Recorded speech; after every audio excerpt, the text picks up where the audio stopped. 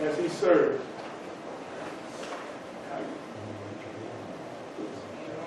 Amen. And that is, I want to make one correction before I get up there. I'm in the Army, not Army.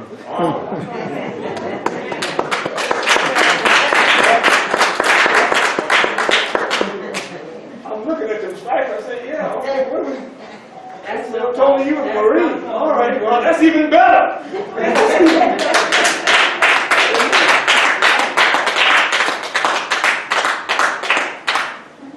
an old veteran. Been in 2 wars. Amen.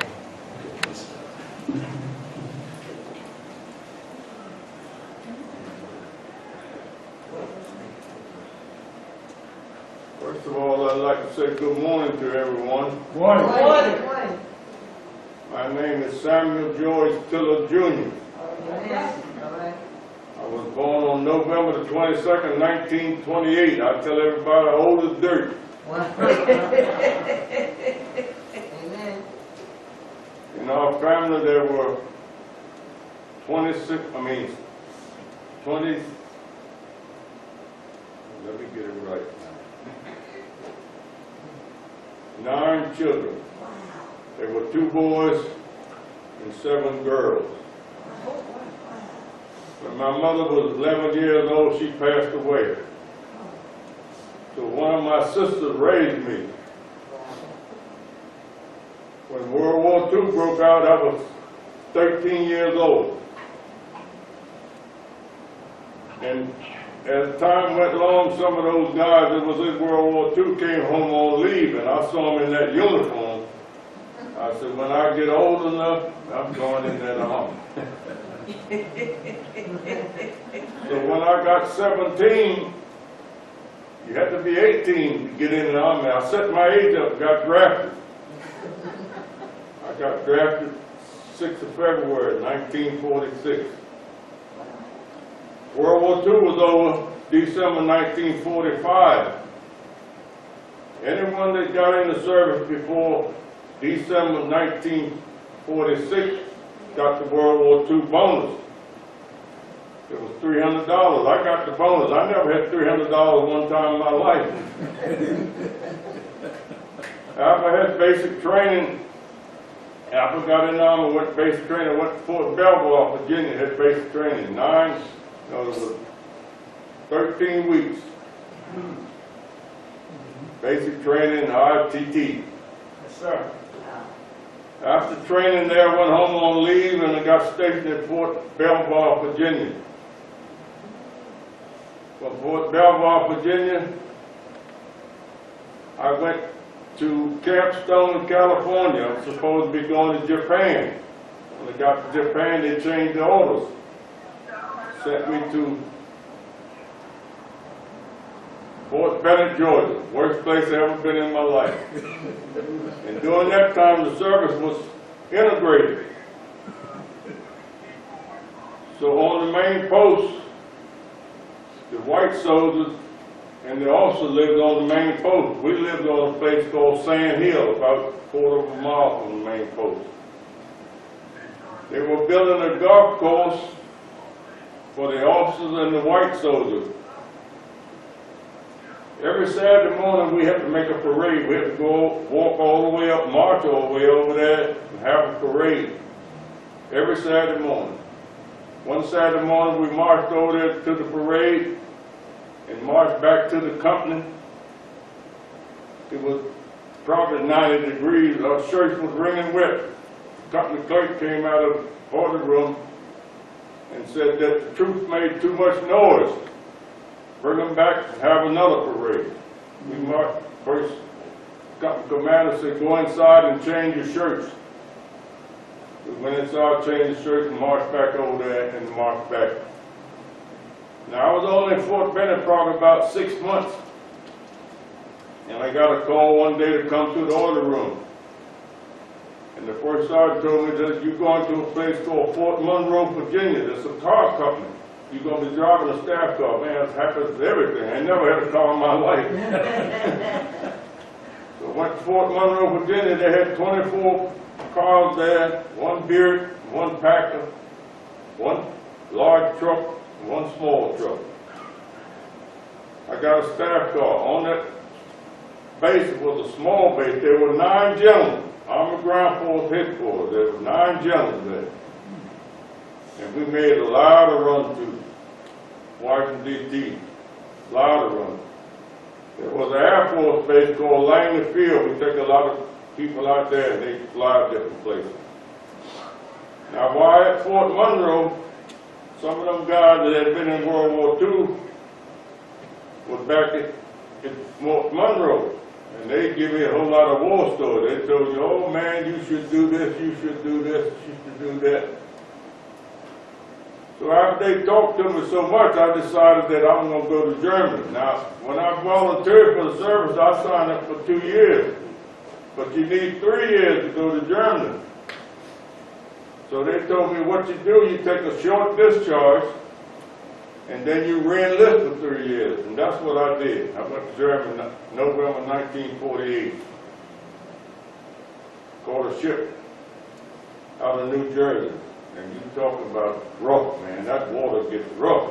11 days on the water. Got in Germany, got a truck driver job. I stayed in Germany till 72. While in Germany, the war in Korea broke out. And the president put an extended year on everybody that's in the service. If you had 2 years, you had to do 3 years. I had 3 years, I had to do 4 years. Wow. So 1950, war broke out in Korea. 1952, I rotated back to the States. Now I've been in the service pretty close, getting close to about 6 years now, and I'm still in progress. So I decided I got to figure out some kind of way to make some rank. So when I came back to States, they sent me to Fort Belvoir, Virginia. No, Fort Belvoir, Virginia. Some of those guys there had been to Korea. And they would give me them war stories. They said, man, what you got to do, you got to get in one of them line companies where they're fighting. They said, that's the only way you're going to make some rank. One night I went to bed, I thought about it. So I go in the next morning, talk to the first sergeant. I told the first sergeant, I want to go to Korea. He said, I'll tell you what I'll do. Put your name on the list. There's 2 other guys with me. And when the list comes out, if your name's on it, you can go. About a couple of weeks later, the list came out. The first sergeant come out in the hallway and said, where those guys want to go to Korea? We 3 came out there. Now, I had just been home on leave, so let me say about the leave right now. The leave you get 30 days a year. That's the leave that you get. So I had just come off of leave, so I decided to go to Korea. These other 2 guys went back on leave. And they sent me out to Camp Stone, California. Camp Stone, California, got my clothes, got my rifle, got everything. The ship wasn't parked at the dock, it was out further out in the water. And we had to catch a small boat to go out there to get on the ship. Now, I've never been on one of these. Well, I've been on the ship going to Germany, but then this ship in Germany, that ship was different. And both being away from the dock, they had a rope ladder on the outside of the ship with steps in it. You had to climb it 8 steps from the water up. Rifle strapped across your back, clothes already on the ship. Man, I really was scared. And they had some boats down underneath the bottom in case you fall, that you fall in one of those boats. Once we got loaded up late that afternoon, we took off for Korea on that ship. And man, that ocean, I'm telling you, sometimes that right truck boat feel like it's gonna sink. It took us 10 days. We got in Korea. We caught a troop train. Caught this train and went to another place.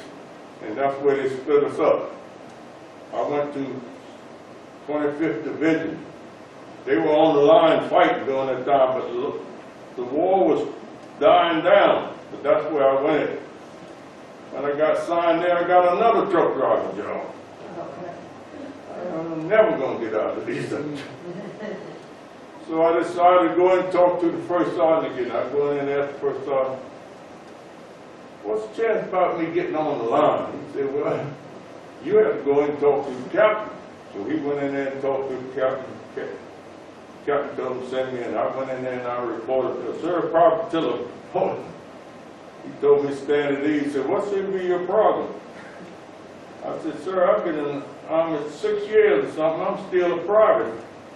And I just want to go up on the line and see if I can make some rank. So he told me, he said, do you know they're killing people on the line? I said, well, I'll take my chances.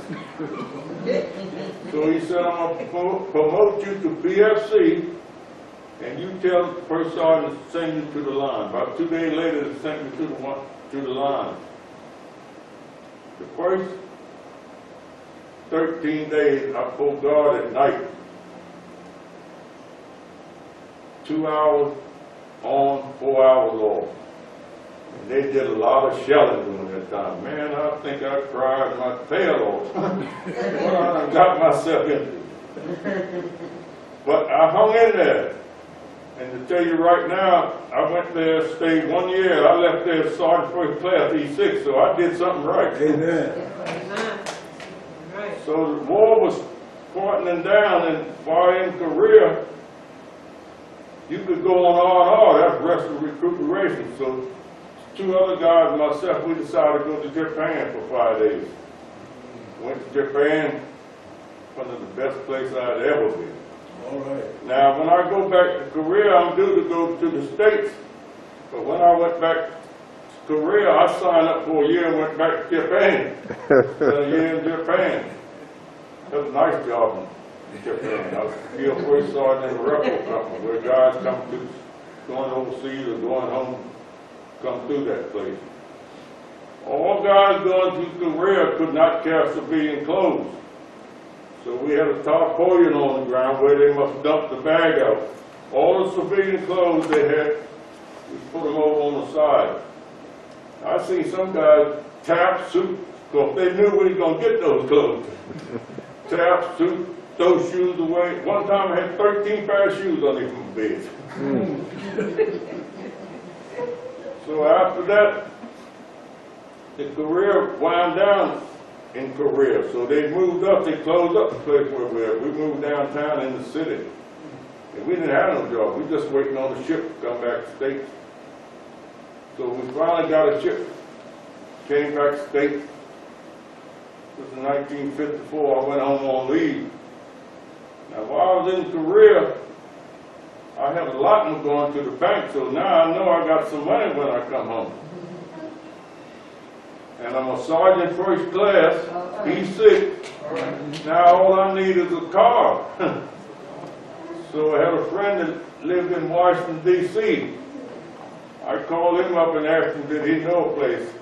He lived in the area where I live at, but he was just worked over in D.C. So I went over there and saw him one day, and he carried me to a car dealer.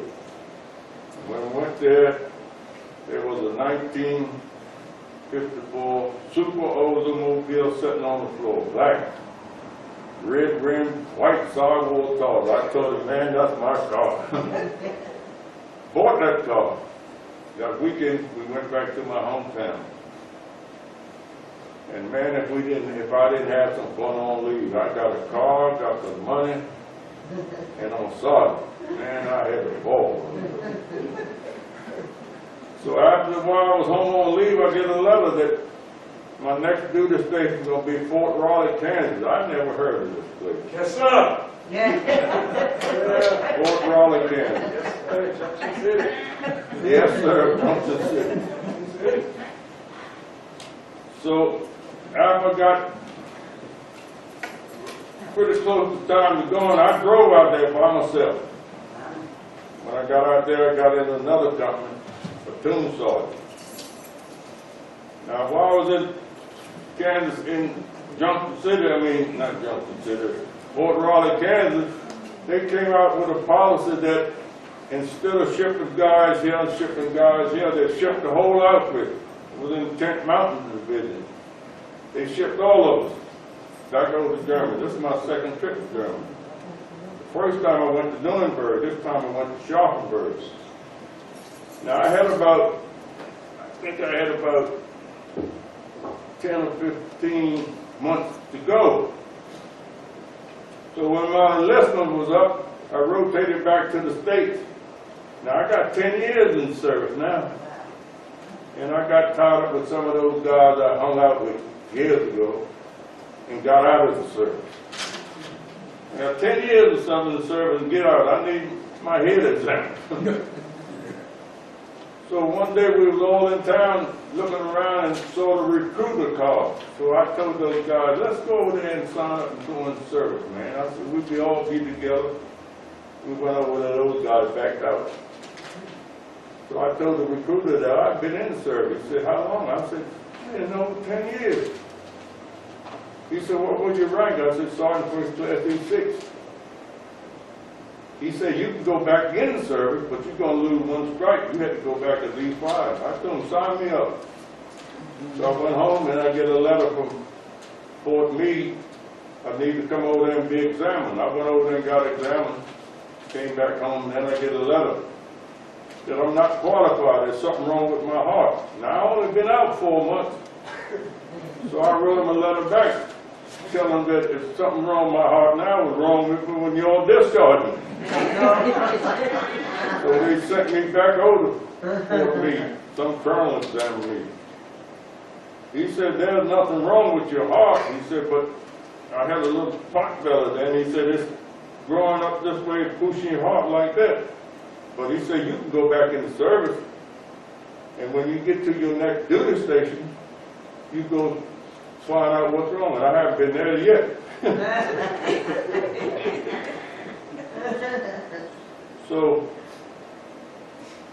sent me to Fort Meade, got my clothes and everything. Fort Meade, I went to Fort Jackson, South Carolina.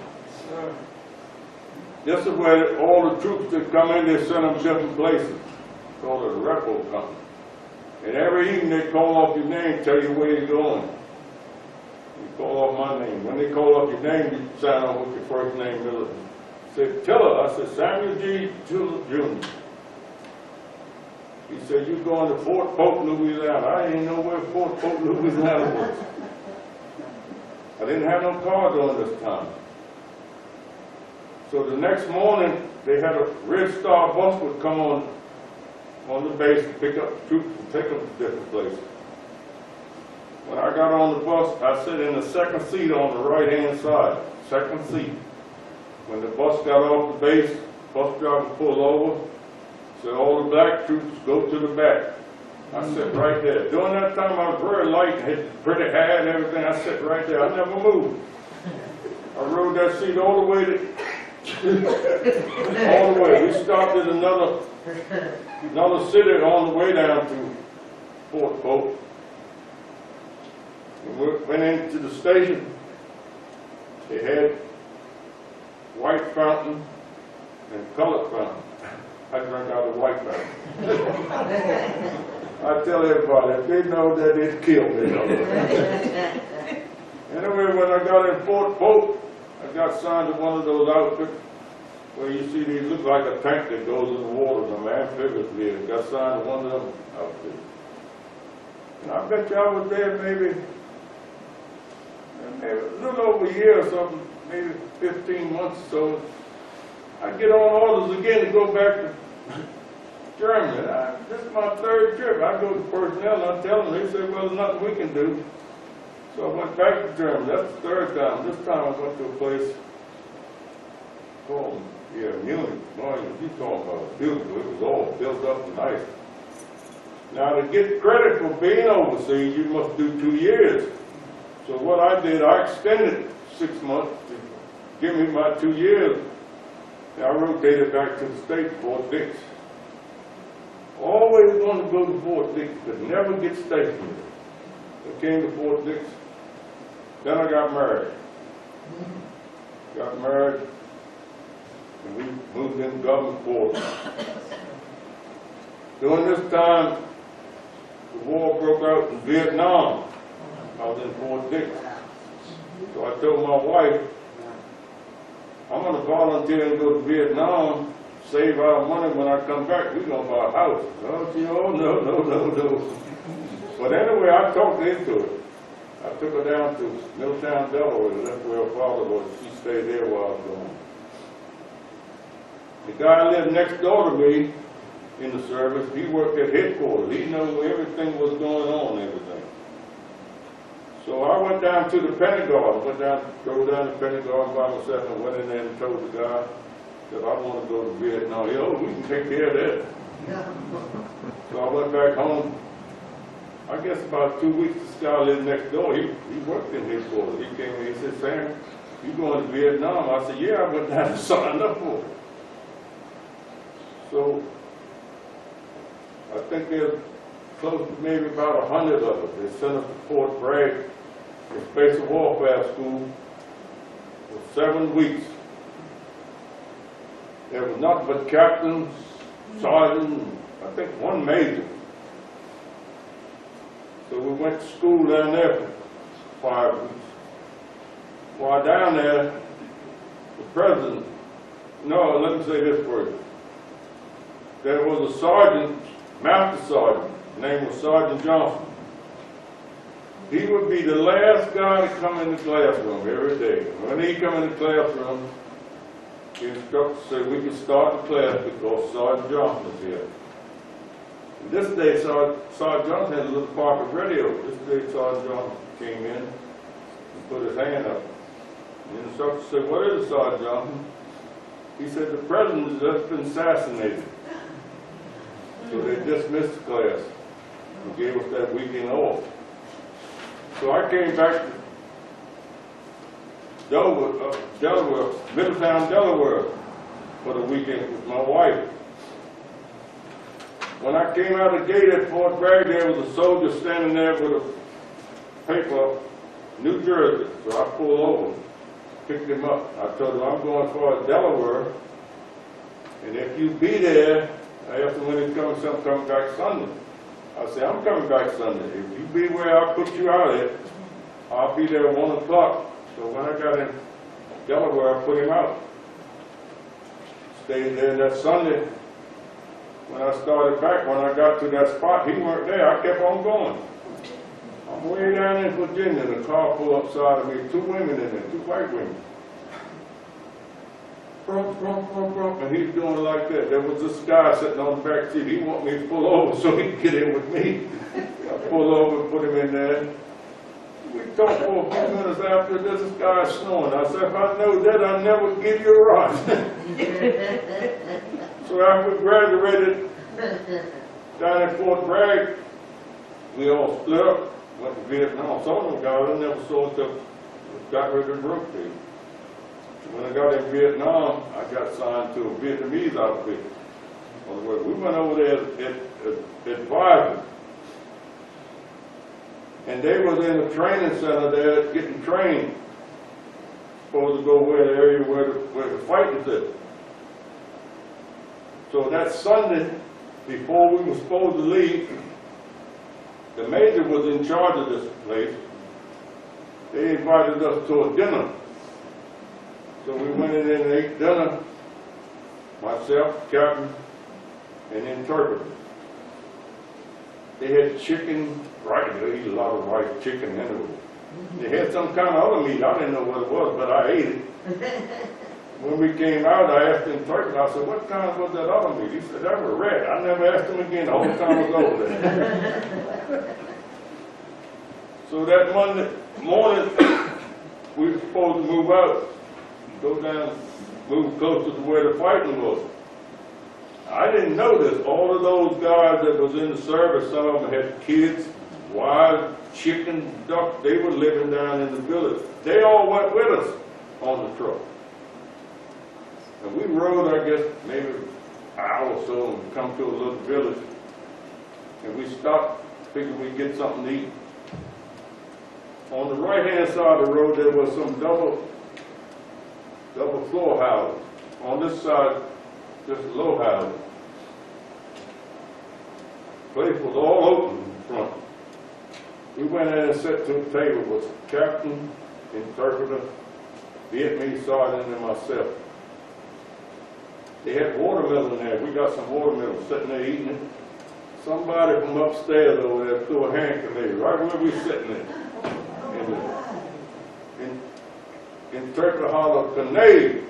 And man, we hit the floor. I went backwards, put my hands over my ears like that. The grenade didn't go off, man, and you talk about it. I don't know what they're saying. Vietnamese sergeant goes over there and picks it up. He said whoever threw it didn't pull the pin all the way out. He put the pin back in there. Amen. We loaded up and got out of that village. Down the road, maybe about half a mile, found a big field, and we set up there for the night. Now the next morning, they decided to go back to that village and get something to eat. And the captain asked me, said, "Are you going?" I said, "No, sir, I'm taking a rain check. I'm not going back down." So they went back down. The captain went with them. Went back down and got something. We left there, come to another place where our headquarters was, big city. And while riding around through there, we had a layover. We ran into another captain and a guy in a Jeep. This guy in the Jeep, him and I was in the same company, Fort Dix.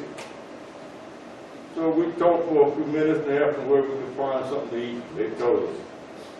We went down and found that place. Now when we got to the place, there were two doors you could go in, one to the left. The captain always drove. I never drove. He loved to drive that Jeep. And there was a door to the right. To the right, there was a bicycle sitting by the door. I never forget. And something told me, go in that door. Then something said, why don't you go follow the captain? I followed the captain, went in there, we ate. After we ate, I'm sitting on this side, so if I go out that door, I'm closer to the Jeep. But something just said, no, go out the door, you come in. I went out that door. Later on that evening, we ran into them again.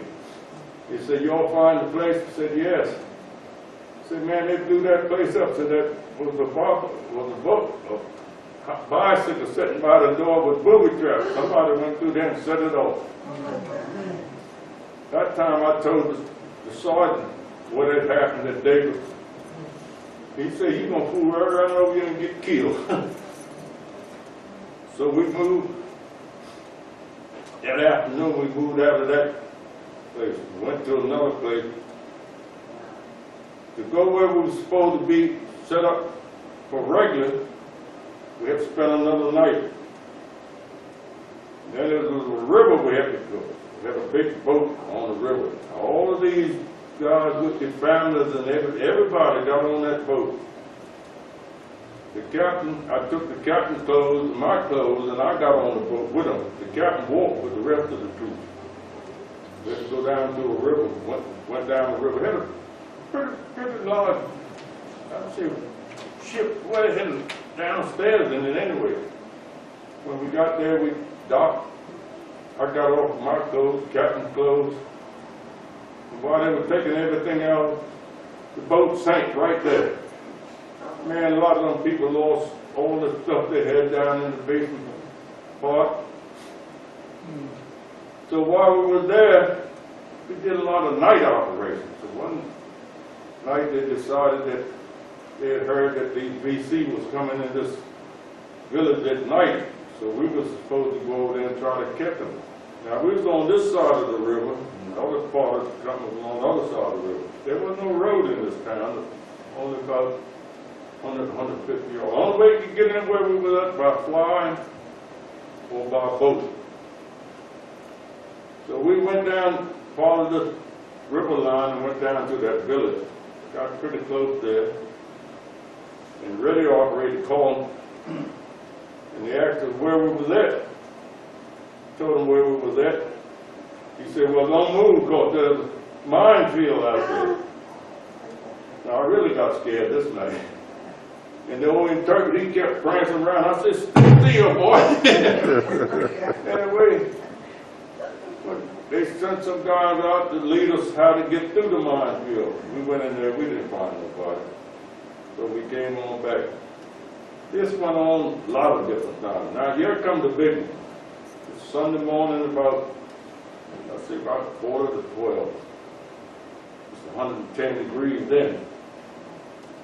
And the captain got a message that to come down for powwow. So that when we talked. And he came back, he said, there's some village have been overran and we're going to go in and help them out. So we got our gear ready. Very seldom, I didn't wear a steel helmet that much in Vietnam. I wore soft cap. Most everybody did during that time. So we got our gear together and moved down to the end of where we stayed at the big open field. They brought in 20 helicopters, 14 Hueys, 4 of those banana choppers, them double blade choppers. The second and third platoon loaded up and they took off. They was going about 15 to 20 minutes and choppers came back. First, Captain and myself went with the first and headquarters company. And we took off. We flying along, I guess, on that chopper we was on, there were 2 50 caliber machine guns, one in the left door, one in the right door. No doors on the chopper, with an operator behind. On that chopper we was on, there were 10 Vietnamese and a radio operator. Good thing we had him. And we took off. I guess we rode about maybe 10 or 15 minutes, maybe that long. The chopper started coming down. The closer they got to the ground, some 250 caliber machine guns start falling, man. And 250 caliber machine guns falling, and the noise from the helicopter, you can't hear yourself think. I guess we got about 2 or 3 inches off the ground, and the captain did like that. He's on the right side, I was on the left side. He went out the left door, I went out the right door. And they always tell you when you get off the helicopter, go to the rear of the chopper, because the chopper always try to land where the firepower's coming from. We ran through the rear of the chopper and hit the ground. And the BC was putting it on. We was in the woods, we was down on the ground, couldn't get up. So we decided to have foreign movement. So many guys following the enemy and so many guys running to the rear. There was a wood line to our rear. On the way to that wood line, we came to a great big hole. I mean, a big, all of us got in there. When we got in that hole, BC just kept shooting at that hole. One guy was shot through the left part of his leg. He's crying. So there was an airplane in the sky, and the radio operator had communication with him. If it hadn't been for that, I wouldn't be here. So he called on the radio and told him that we were pinned down. The guy in the plane called back and said, mark your position.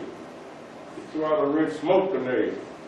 A lot of dead grass and it started to fall. I mean, the fire started getting bigger, coming closer to the hole where it was at. This guy that was wounded, he's crying. I picked him up, took him down to the other end of the hole. And the fire's still getting bigger. If it hadn't been for that airplane, we'd never made it. That guy came around with that plane where the BC was in there.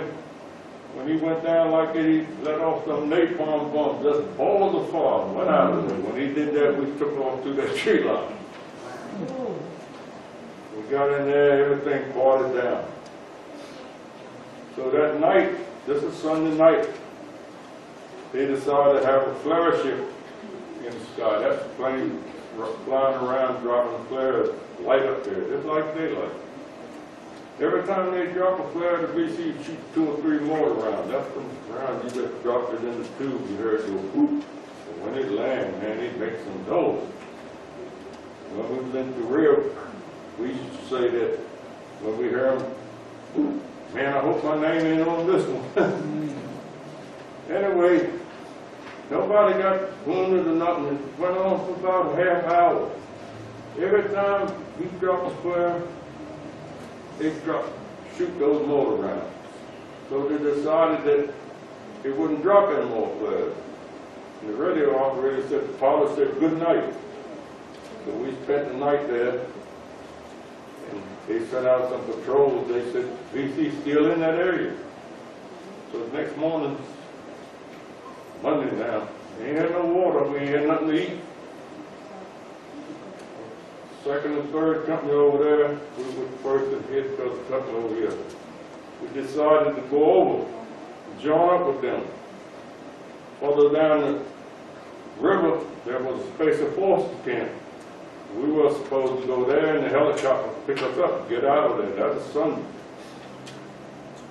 We started across to where the second, third company, VC still in that wood there. They put it on us and open. And we retreated back to where we came from. So that went on till that night. The guys that had been wounded all together, there were 6 of them. We had them all in one group. And they brought a helicopter and about dusk dark to pick them up. The chopper started coming down and the VC started shooting, so we tell the helicopter, get out of there. The helicopter hit the ground like this and bounced off and took off. When the helicopter took off and went over there, one guy missing, he got on the chopper. I don't know how he got on it, but he got out of there. So we spent the night there. So the next morning, we hadn't had no food, no water. Next morning they brought a Vietnamese colonel, an American major, and 2 banana helicopters, 5-gallon cans of water, round roll. And man, they like to have them all. Some guys Vietnamese were taking them 5-gallon cans of water, trying to pour it in a canteen instead of putting it in the cup and then pouring it in there, just wasting water. I just couldn't stand it, man. I pointed my rifle and screamed, told everybody to get back. Got everybody back. I told the interpreter to tell the squad leader to line those men up in single file, give every man a canteen cup of water. If there's any water left, we'll put it in our canteen. When it was over, the major said, Sergeant Tiller, you did a hell of a job. I said, sir, they were just wasting water. So we got, all that was all finished. Helicopters left, so we decided to go down to that special forces camp, get out of there. We went back, passed along the river line. 15 to 20 guys in front of me. I stepped on a landmine. Knocked me down. Now I can't walk. We were right next to a river. So one of the Vietnamese sergeants went over there. The guy was in one of them little small boats where he paddled himself. He went over and hollered at him. He came over to the shore and they put me in that boat with the captain and the interpreter. They brought us down to where that special forces camp was. When we got there, the helicopter was sitting there. Put me on the helicopter, took me back to Saigon. Stayed in hospital 28 days. While I was in the hospital, General Westmoreland, 4-star general, he was in charge of all the troops in Vietnam. He comes to the hospital every Sunday morning, check on the wounded. And one Sunday morning, now the whole time I was in the hospital, I never received any mail. My wife used to write me every day. So one Sunday morning, I'm standing looking out the window, and General Westmoreland's car came in the gate. I took my clothes off and got in bed.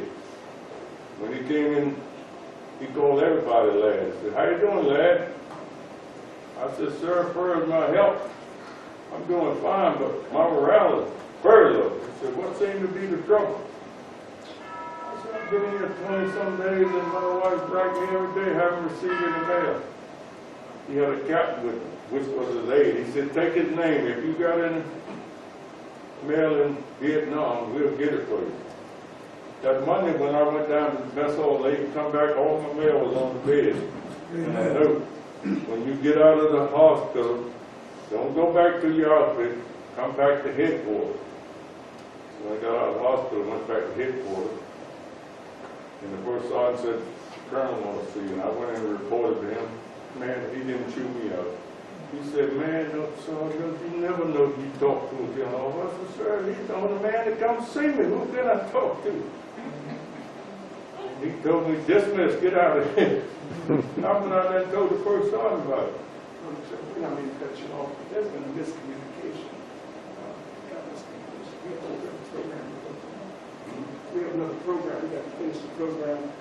We're almost running out of time, so it's like 10 o'clock. Okay, all right. Okay, thank you. Anyway, John Westmoreland. So, there was 8 of us from Fort Dix. These 7 that went to Vietnam together. When I came back, 7 of them came back to the 8. I didn't get promoted. That colonel was the one I think every day about him. I didn't get promoted. So,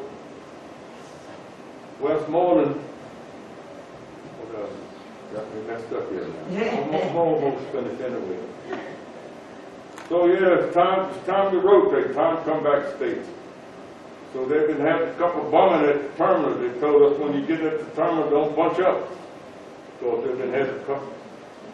So the plane that we were coming on was parked right at the terminal. It wasn't out on one of them runways or something. We loaded up right there at the terminal. When the plane came out, cranked up, left there, along the runway on both sides, had soldiers lined up about 10 feet apart with weapons. That plane came out and made a left turn, never stopped, down the runway. When the wheels got off that concrete, I said, "Thank you, Jesus." Next stop was Philippines, State to me. Man, I thought that was some good food. From there to California. When we got in California, we left Vietnam in civilian clothes. When we got to California, we had to put on a uniform. We knew that we carried a uniform with us. Put on our uniform. We just came out of there in California. The next stop was Philadelphia. I said, "Home, sweet home." So that's part of my story. Amen. I appreciate it. I have another, my commander of American Legion 336, he has a letter to read about me. I didn't want to read it myself because if I did, I'd cry. Thank you.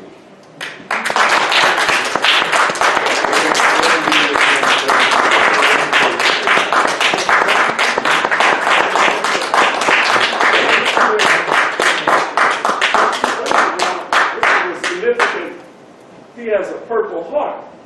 Do you all know what Purple Heart? Wow. He's a soldier.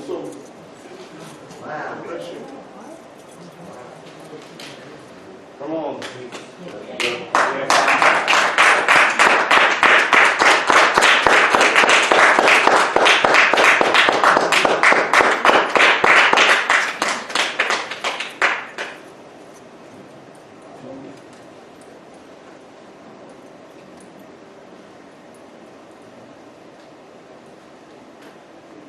Good morning, church. Morning. My name is Ezell Jackson, commander of Post 336 in Burlington, and I will be brief. I got 2 letters from Sergeant First Class Tiller to read. The first one is from the National Purple Heart Hall of Honor, dated October 15, 2016. It's to Mary Louise Tiller, Burlington, New Jersey. Dear Ms. Tiller, thank you for sending us the enrollment information on behalf of Samuel George Tiller Jr. for inclusion in the Roll of Honor at the National Purple Heart Hall of Honor. We truly appreciate your interest and support in helping us further our mission to collect, preserve, and share the stories of Purple Heart recipients. We are pleased and honored to let you know the enrollment process is complete. The profile may now be viewed at the hall from one of our computer kiosks or at our website, www.thepurpleheart.com. You should be able to view this profile within a week on a roll of honor as is updated. The roll of honor is a work in progress, and it reflects a fraction of the estimated 1.8 million Purple Hearts that have believed to be awarded since 1932. There is no complete list of the Purple Heart recipients upon which to draw. As the New Jersey State facility, we do not automatically receive documentation about Purple Heart recipients. We rely on friends, family, and recipients to share their stories with us so that we may honor them on the rolls of honor. We would be most appreciative of your support in assisting us in helping spread the word of the National Purple Heart Hall of Honor by encouraging other recipients and or their relatives to share their story with us. Thanks again for helping us to honor all Purple Heart recipients. Sincerely, the National Purple Heart Hall of Honor. The next letter I have briefly is Headquarters, United States Military Assistant Command, Vietnam, dated 20 October 1964, General Order number 442, award the Bronze Star Medal. The following award is announced. Bronze Star Medal would be by Republic of Vietnam. By the direction of the President, under the provisions of Executive Order LL 046, 24 August 1962, and the Department of the Army Message 941-895, dated 22 October 1963, Tiller Samuel G. Jr., Regular Army, Sergeant First Class, E-7, United States Army, dated action 12 through 14 April 1964. Reason for historic military operations against hostile forces. Sergeant Tiller distinguished themselves by action during the operation of 12 through 14 April 1964 in the Republic of Vietnam. On these dates, Sergeant Tiller was serving as a light weapons infantry advisor to the 1st Battalion, 32 Regiment of the Army of the Republic of Vietnam. On April 12th, an estimated battalion of hardcore Viet Cong waged a successful attack on the village of Taboo. At approximately 16:45 hours, elements of the 1st Battalion were hellborn into the fully exposed rice field near the village. They immediately encountered heavy concentration of hostile small arms and automatic weapons fire, and they were forced to take cover where they could in the rice paddy. The headquarters company and the 1st Company sustained many casualties during the landing. The defensive position was established approximately 200 meters from the Viet Cong perimeter. Immediately after the company had established a line of fire, Sergeant Tiller, without regard for his own safety, returned to the landing zone and, while exposed to heavy insurgent fire, evacuated friendly casualty. At approximately 1000 hours, 13 April, Headquarters Company and the 1st Company moved under heavy fire to assist the 2nd and 3rd Company. Once again, it was necessary to fight a delaying action back in a defensive position, carrying the wounded of the 2nd and 3rd Company with them. Sergeant Tiller once again exposed himself to hostile fire as he made several trips across open field, carrying the wounded to the defensive position. Throughout this operation, Sergeant Tiller set a personal example that was an inspiration to all who served. Sergeant Tiller's action was in keeping with the high tradition of the United States Army and reflects a great credit upon himself and the military service. Richard C. Stilwell, Major General, United States Army, Chief of Staff. S.J. Monday, Colonel, Adjutant General Corps, Adjutant General. Thank you for your service, Sergeant Tiller.